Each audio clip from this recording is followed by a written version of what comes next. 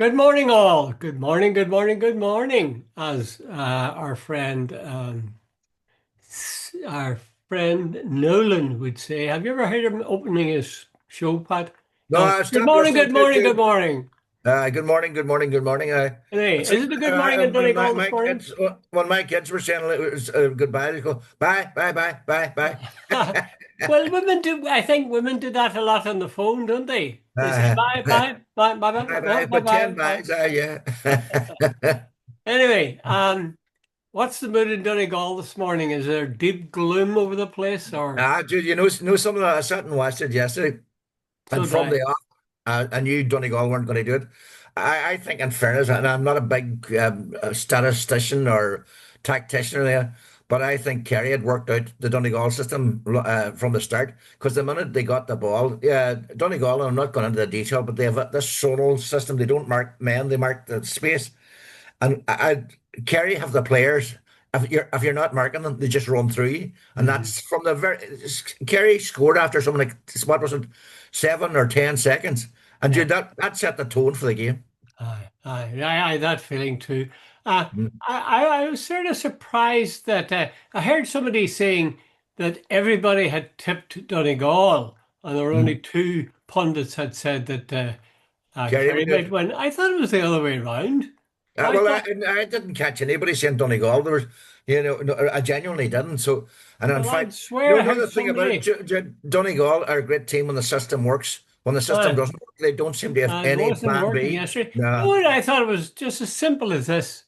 Whenever there was a kick out, Yeah. especially if there was Donegal kick out, Yeah. Kerry out jumped them But, in midfield. exactly. You They see, took a lot possession.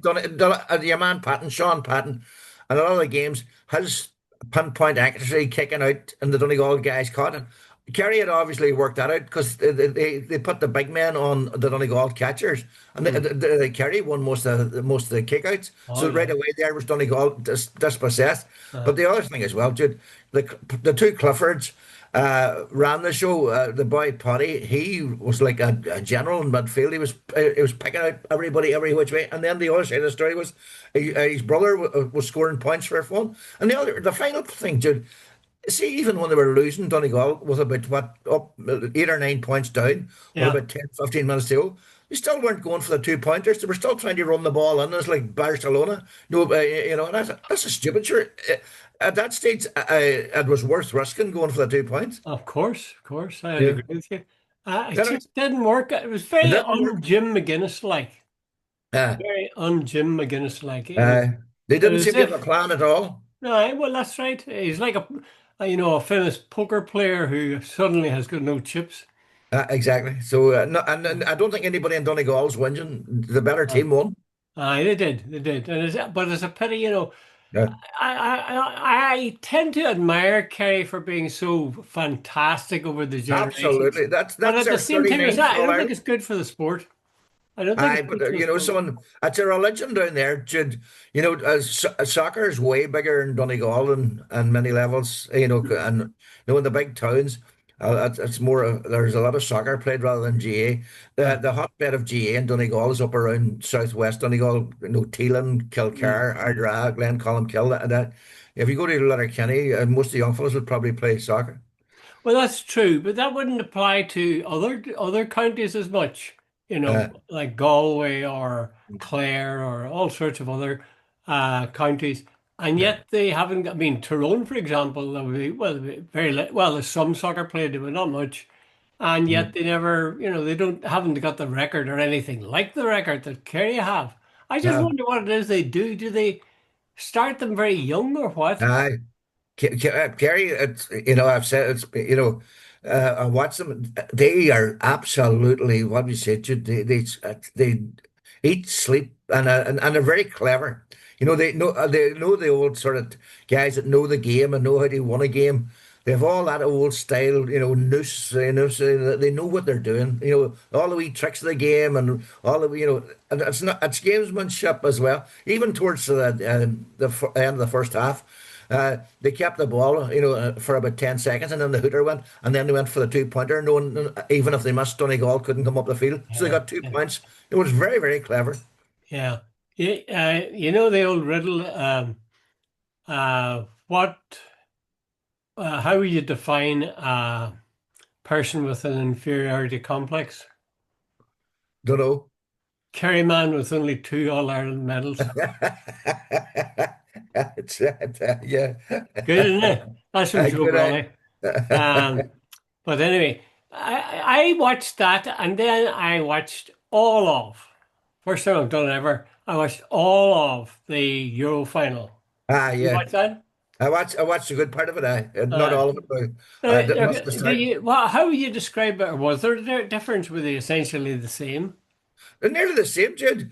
As usual, I thought the Spanish team were the better team for a lot of Did the you? game, and they scored. And anyway, but then, Jude, the Spanish penalty kicks where they lost the game were woeful, They were absolutely. And by the incredible, way, man. Chloe Kelly, who scored the winning goal, that is the most unusual penalty kick style. See how you put your leg up nearly to your chest? That's I've right. never seen anybody do that before they run up. And then whacked it Leg into the roof of the net.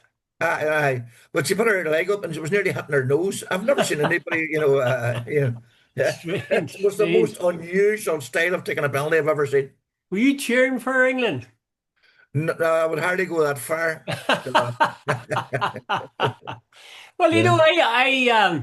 I wanted to see Spain win too, but I didn't mind really. No, I didn't And I mind. suppose that smattering of Kellys and a I, couple of other Irish names. I think there was a girl called Walsh as well. I There was, watched, yeah. uh, So there was an element, and I suppose when all is said and done, they're our next door neighbours. But on aye, the other hand, you know, English people get bewildered and say, "Why don't you cheer for us? I mean, we uh, would cheer for you guys." I remember Well, Jude. but anything that I've done, anything to do with us here Aye, having occupied the aye. northeastern countries, but But I was watching it's years ago, Jude, and England I think it was Slovakia.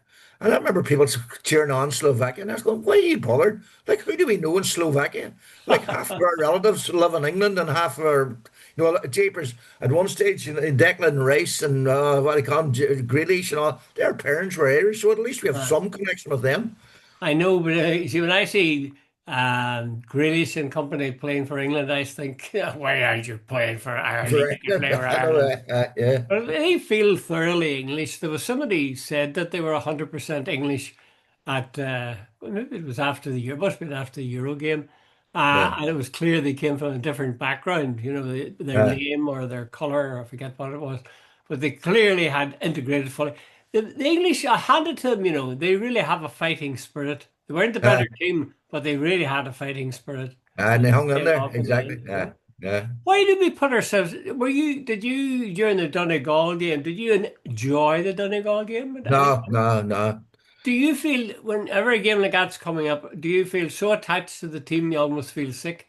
Aye, Jude, for a while there, I used to stop watching it. I would only come on if they were losing. Wouldn't even bother watching it. And if I found out they were running with about 10 minutes to go, I'd turn it on. And and and, and then almost crapping myself in case they lost. So uh, Jude, the most excruciating 90 minutes of my life was the day Ireland played England, and was it the Euros or the World Cup? I can't remember. Anyway, Ray Houghton scored a goal very Oh, early on, and Gary Lineker must have about four sitters that day. And I remember I was me and my brother sitting watching it. I'd say my blood pressure was probably not only out my head, but probably out the roof. It was, and it's not an experience you'd want to go through. Japers, I I- remember that when the match was over, we danced around the room. Ireland at last had beaten England and a major tournament. Isn't it extraordinary the emotional investment we make on Uh, these things? And then all this is a bunch of guys kicking a bit of leather around but the room. somebody said one time, sport in a way has replaced war. Aye, so I Yeah, suppose there's a war yeah, without weapons.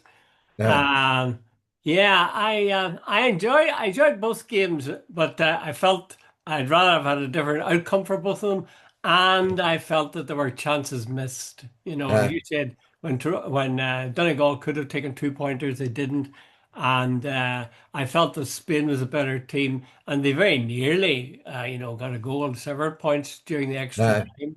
uh, uh, and it was disappointing.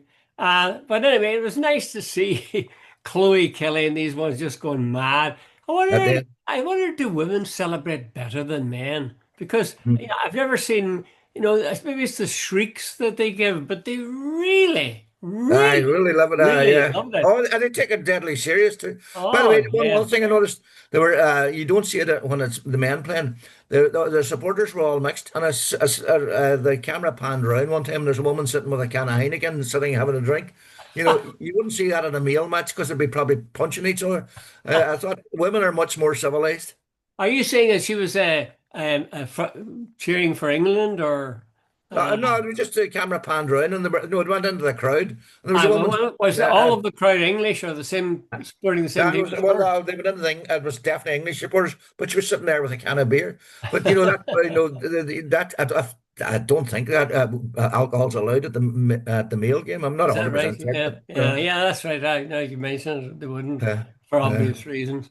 yeah, Well, there you are. You see, we just like inflicting pain on ourselves and getting behind teams and being ultimately disappointed. I always think Ireland can be relied on to disappoint you in sport. absolutely. You Yeah, know, like I go back to Sonia O'Sullivan. Remember that?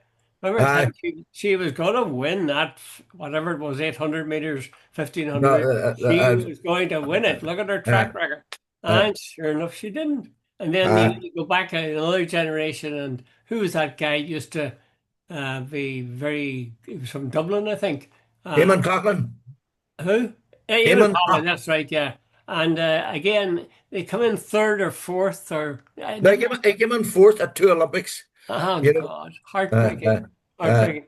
Anyway, let's leave all that rubbish. I noticed the way they, incidentally, before we leave it, I noticed the way the royal family are kind of like Charlie Haughey. Remember when uh, Stephen Roach won the uh, Tour de France? Charlie Haughey morphed across the channel and was there by his side and got all the uh, photographs taken, But shaking hands. I think that some wags did it. Stephen Roach didn't win the Tour de France. Charlie Haughey did. Yeah. Well, you see, they all do it. I mean, bloody Keir Starmer was saying, "Oh, well done, Lioness," Well done. and Yes. we really congratulate you, and so on. And even more laughably, the royal family, the Yeah. royal family said, He said their next duty is to bring home the World Cup. "That's right." The Yeah. king said, to quote it says, the king said that the team had the royal family's warmest appreciation and admiration following their victory, adding, "The next task." Next Yeah. task is Yeah. not job but task is to Yeah. bring home the World Cup World in Cup. Yeah. 2027 if you possibly We can. can. Yes. How polite. I says, well, he told them because he might have forgotten, Yeah, yeah, he might have absolutely. tried to get it. Yeah. God help us. Okay, let's go on to Trump, who has resolved world economics by forming a deal where Europe pays, the EU pays 15% tariff on all goods going to there. And have they still exempted, not exempted, but put them in a different class of 25% for pharmaceuticals? No, I think they're part of the 15% I think. too. Yeah, as And far as everybody seems to be sort of patting in Europe seems to be patting themselves on the back and saying, "Oh well, look at that's not bad at all." Uh, uh, did you get that impression? I no, Jude, I wrote it down. I was a journalist, and one of this says the result is a tactical concession wrapped in diplomatic theatre. Trump gets to declare that he has tamed Europe's unfair trade practices, even though most of the deal's substance merely tweaks quotas and regulations rather than transforming the terms of trade. In other words, the EU didn't have a stomach for a trade war, even though the EU is the biggest investor and outside investor in America. The EU could easily have done America as much damage as America could do the EU. Yeah. We just didn't have the stomach for it. But the bottom line is they're saying Trump was talking about 100% tariffs, 30% tariffs, and now there's 15. And I think what a lot of people are saying is a lot of firms, what they lose one way, they're going to pivot away from America and try looking for other markets and going to different places. Yeah. So I think basically they're saying at least now we've avoided a trade war, 15% tariffs. And if, I don't know, Jude, if you're selling maybe a Mercedes, If it was 100,000, now it's 115,000. Would that put you off buying the Mercedes? I don't know.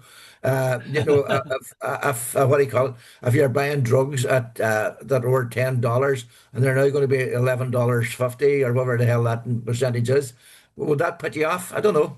It is right. When you put it like that, it is quite an insignificant or relatively small Yeah, percentage. And of course, Trump was talking about 30, so halving that seems really good. yeah, The thing somebody said, and I think it'd be quite important if it's true.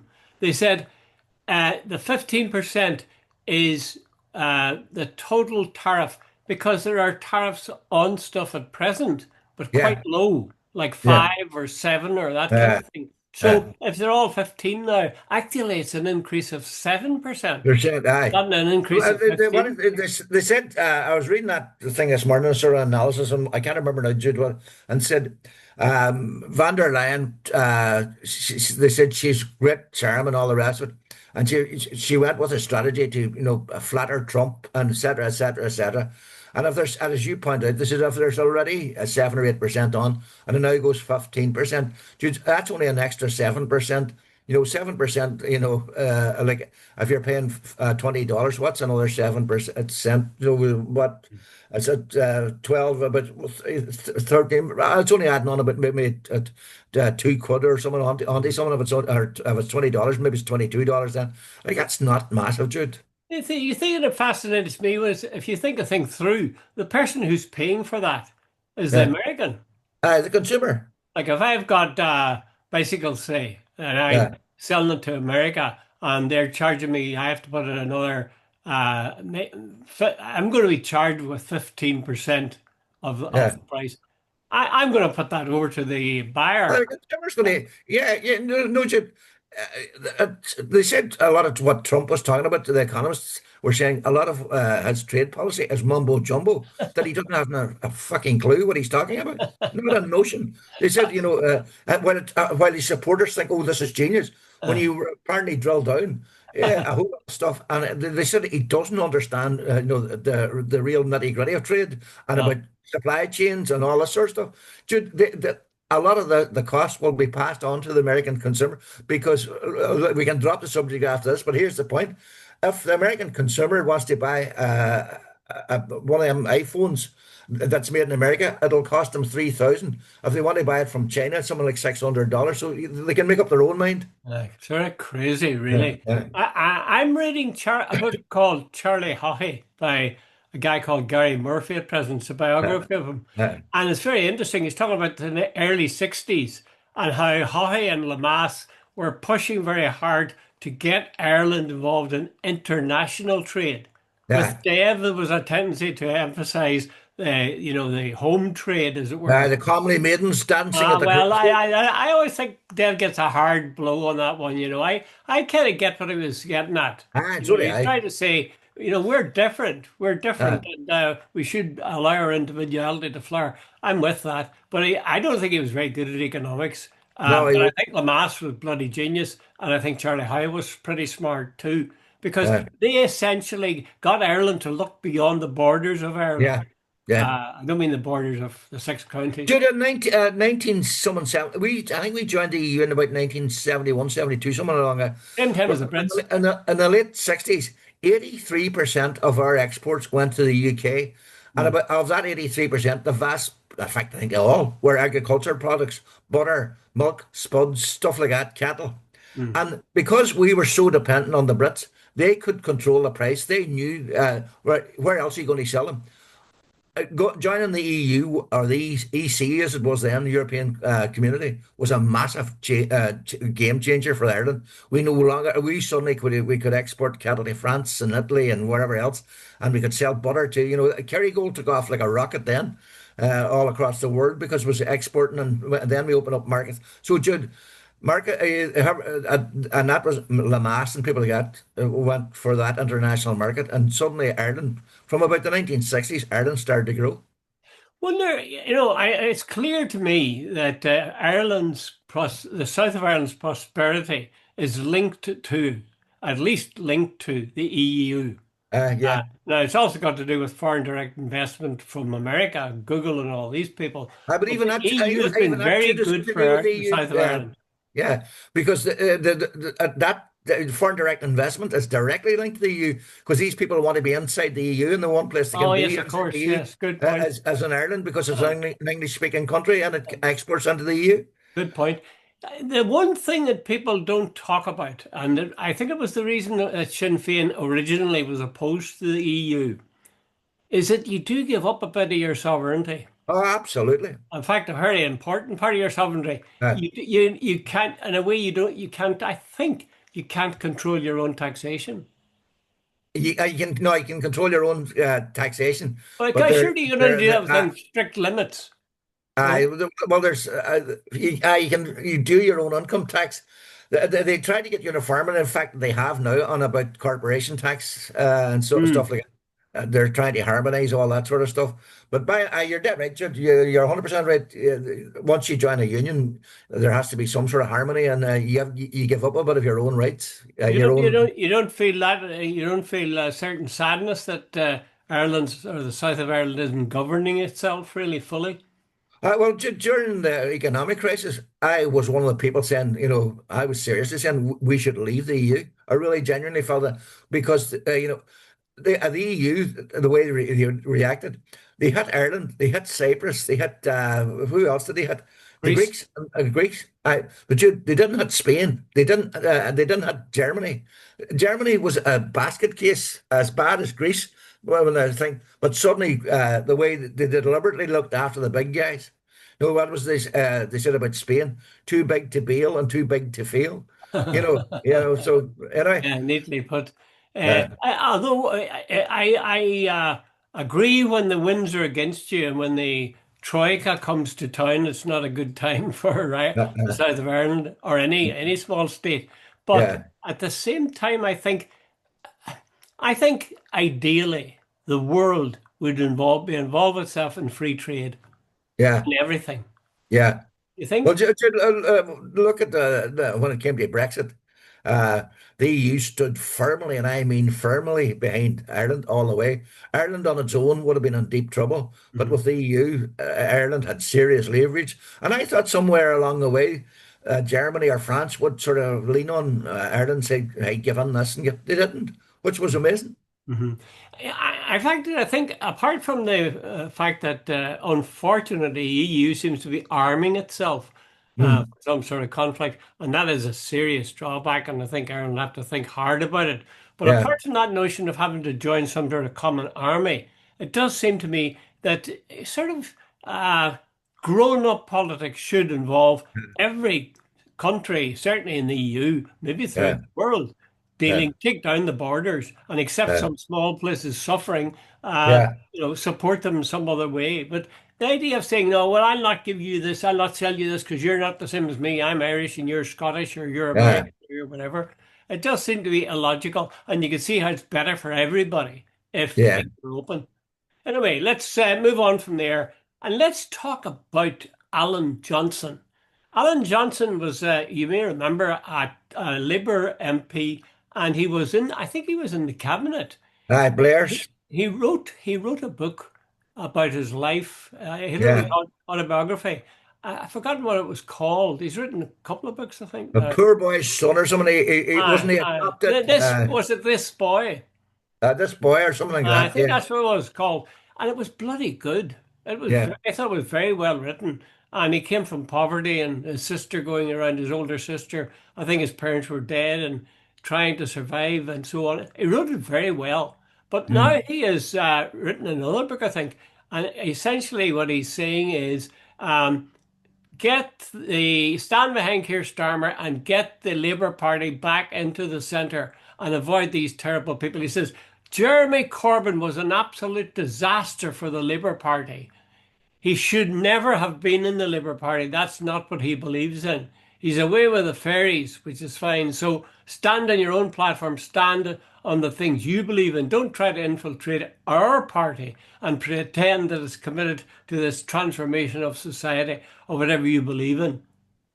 I mean, that smacks of arrogance and lies.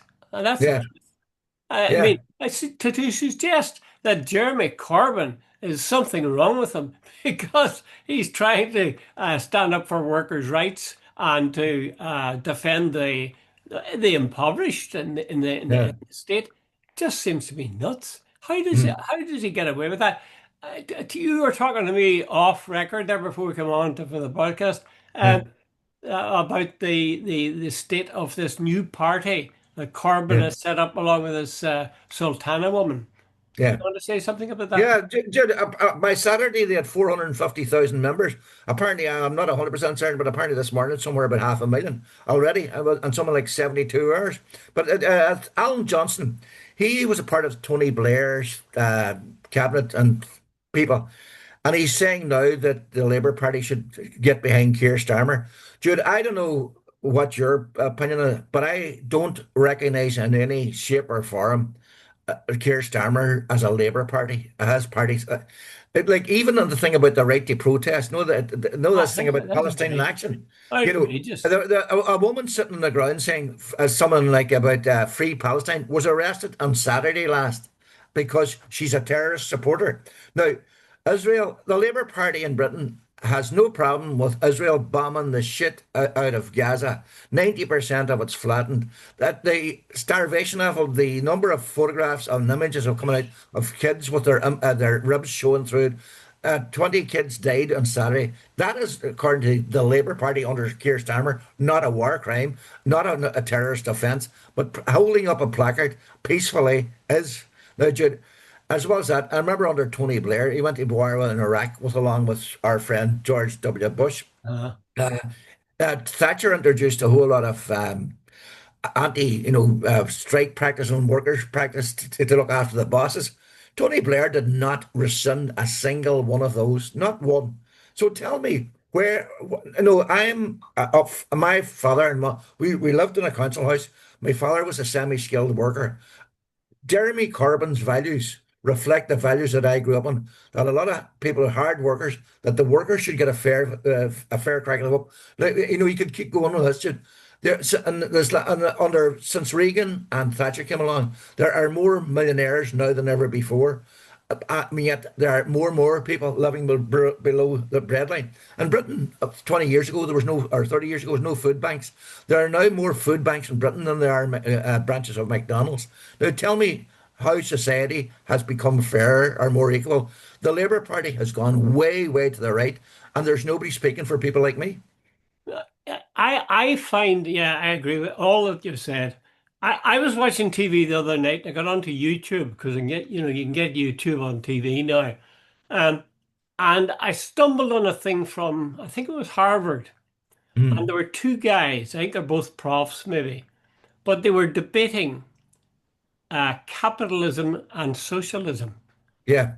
I found it fascinating, and I was Mm, struck by how little I knew. Um, and the guy was saying with regard to socialism, it's obvious, you're trying to get why he says, for example, you talk about democracy. Well, yeah. we have democracy, so we go to the polls and we vote each 4 or 5 years. But what about democracy at work Mm, in your daily life? You wouldn't stand for it if one person in your family, for example, was to be given orders and all the rest of the family had to follow it. yeah. To be you and your wife would have an equal balance of the Yeah. grown-up place. Yeah. Uh, why is it that in work we never think, or we tend not to think of the idea that it should be kind of a joint enterprise? Now, I'm even as I say that, I'm wondering maybe I'm talking to the wrong man. You were the Mm. managing director of No, I the was a Daily managing Journal. editor. Yeah. No, but there's an element to it, not Jude.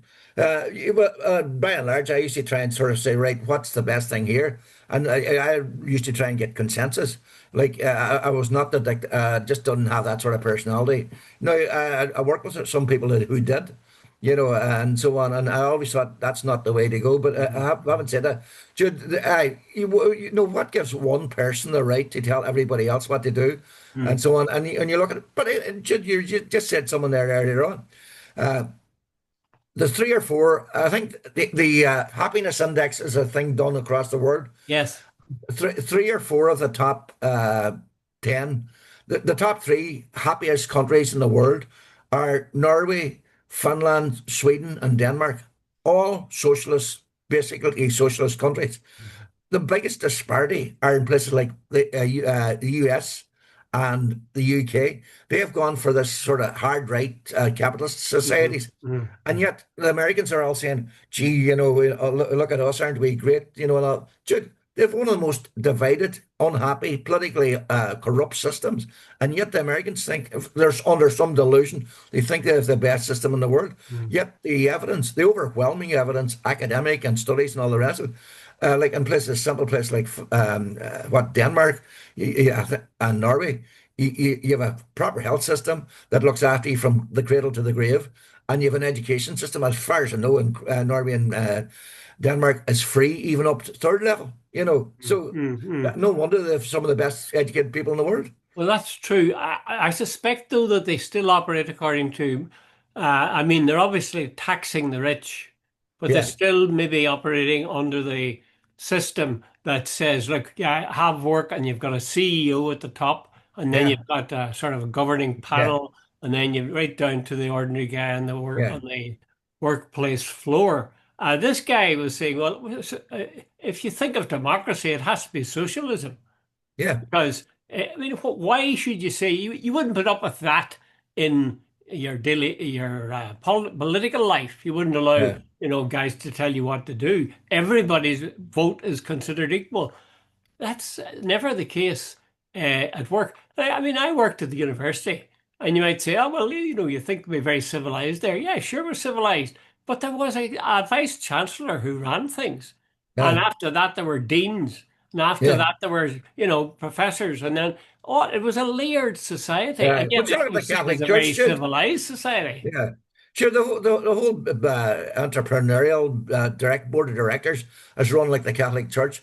The Pope is the managing director, then the board of directors, then there's whatever. Like so, it's a society, Jude. It's all out there. That I suppose you do need somebody. Jude, you can't have government by consensus a lot of the time because nothing gets done. Somebody has to make a decision sometime. But I mean, could you not again and again, where decisions are made by the CEO or whatever, Yeah, why couldn't that be made by the workers? yeah, Simply say you could set up a voting system where they wouldn't even have to stir from their desk or their yeah. seat. Um, and that would be nearer to democracy. Now, I Yeah. know I can almost hear our viewers saying, "Would you listen to that bloody idiot talking about that?" No, Eh? Jude, wait a minute. Let me cut across you. There have been places, and I remember, I can't think off the top of my head, but I remember reading years ago where they had weekly management committee meetings in a factory, and the workers said what was the best practice. And I remember too, the workers had a share in the business, Hmm. so it was their interests and I remember at the time it was actually very successful. Now, Jude, I don't remember the details of it, but I remember thinking that could be a way to work. Our workers were encouraged, and in fact, if you saw somebody slacking, that was affecting your performance and your maybe bonus at the end of the week or end of the year. So Jude, there are ways of doing it. Like if you're, no, a true socialism, right? Say you're setting up a factory in the morning with 100 people, get them all into on a Monday morning saying, right, here's the thing. If we reach this target at the week, here's your share, and we're all looking after each other. It could be done, Jude, and it's easily enough done. But at the minute, we look at Murdoch and people, Bezos and all these guys, Yeah. multi billionaires, and Yeah. they're getting rich on the labors of other people. Oh, absolutely. And I mean, they're just the glaring examples. But the way our society is built, it's still the case that the boss is the guy who Yeah. gets far, far more money for Hmm. whatever work he does than the hardest working worker on the shop Well, floor. the ratio that Jude in America in the 1950s, the boss earned the ratio of someone like if you earned $100, the boss earned $1,000. It is now someone like, and certain, particularly banking, someone like 200 and 300 ratios to one. The guy you were maybe somebody earning 50, $70,000, and the chief executive can be earning something like 150 million a year. Yeah. The notion of inclusion, in work, it seems to me a very appealing thing. And I look back on my own time working. I never developed a sense of group cooperation even. Yeah, Not I was a sort of I was a lone ranger really, and that's yeah, not good because you're then somebody's making decisions and you're carrying them out. Uh, yeah, I think if you've got as you say, if you've got an investment, and I don't mean yeah. literally it's financial, No, yeah, but because you're invested, this is our firm, this is our work. uh, Well, we were trying to make a job of this. I think that changes your thinking completely. And yeah, it changes your attitude, it changed my attitude to work because this is something yeah, I'm part of, you know? Uh, yeah, I think a lot of companies encourage their workers to be meek and mild, and yeah. they allow their bosses to be on this sort of I do. pleasant pace. There's been definitely places where there's been workers buyouts, and the workers run the place, and then but there, it's what would you say, an inclusive way of decisions. Are made. Workers' representatives are on the management, and each week, the like it's happened. There have been numerous examples of it. I just don't remember one off the top of my head, but Mm. like it's a fact. It's not something I made up off the top of my head. Yeah, yeah. Do you remember? Do you remember a movie years and years ago called "Carry On, Carry On, Jack"? I think is. About all the strikes. Yeah, That was, you see, that was actually when I look back on that now, it was very funny. I laughed my head off, yeah. but it was propaganda. That was absolute propaganda. Propaganda. Like it said, unions exist so self-important little men can stand Uh, up and talk tripe and mislead people. the guy who ran that whole franchise to carry on, is a guy called Peter Rogers. If you check out his work practices, he ran around, he changed his Rolls Royce every year, and he paid the actors a pittance, absolute pittance. Really? Two or three of them ended up living in poverty, and I know these places for retired show business people. They had no money. He paid them absolutely. These people were stars, but Uh, they were earning very, very poorly. okay, right, Pat. We've just about a minute left. I was asked a question yesterday by a woman, and she said, "So how are you going to spend your day today?" Uh, And I suddenly realized, well, apart from the football games, uh, my one day is the same as the next, and they sort uh, of dribble away. And I uh. feel kind of ashamed that I'm wasting time. What's your experience as a Well, no, no, retired I'm doing this editor? for you today, and I'm doing a thing in the gas yard. By the way, better mention who you putting up Oh, on geez. Wednesday? Oh, Padder Tobin. Padder, Yes, I said, did I not say this on Friday? but you better say it again. All right, listen, all of you, listen. Hit the subscribe button, and I'm going to Padder Tobin on next Wednesday. Okay? Right? Tell the world. Tell the Uh, world. We this got a good coming rating, Wednesday. good viewing Uh, rating, Pat, didn't we? uh, For the very last good one. ratings. Yeah. Very good. All the Okay, best. Pat, To thanks very you. much.